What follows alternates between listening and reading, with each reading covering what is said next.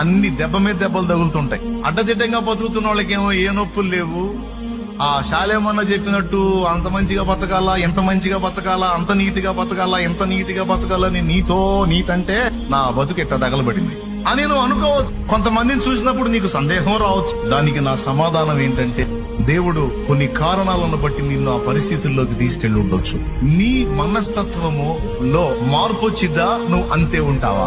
అవతల వాళ్ళకి మేలు చేసి నువ్వు కీడులో పడతావు. నీకు డౌట్ వచ్చింది, ఇదేంది నేను మంచి చేసి నేను ఇబ్బందులు పడుతున్నానేంది. కొంతమంది ఏమనుకుంటారో తెలుసా, అబ్బాయి న్యాయానికి కూడలేదురా, మంచికి పోతే చెడులు ఎదురొస్తున్నాయి కాబట్టి ఇక మనం మంచిగా ఉంటే కుదరదు, మనం కూడా రివర్స్ అవ్వాల్సిందే, మనం కూడా వాళ్ళకంటే దరిద్రంగా తయారైతేనే అని నువ్వు దరిద్రంగా మారుతావా? లేకపోతే వంచనకు గురైనా, అన్యాయాన్ని పొందినా, నీతిగా నిలబడి నష్టపోయినా నీ తత్వాన్ని మార్చుకోకుండా నువ్వు స్థిరంగా ఉంటావా అనే ఒక ఎగ్జామ్ కోసం, ఒక పరీక్ష కోసం దేవుడు నీకు కొన్ని శ్రమలను అనుమతించే అవకాశం ఉంది.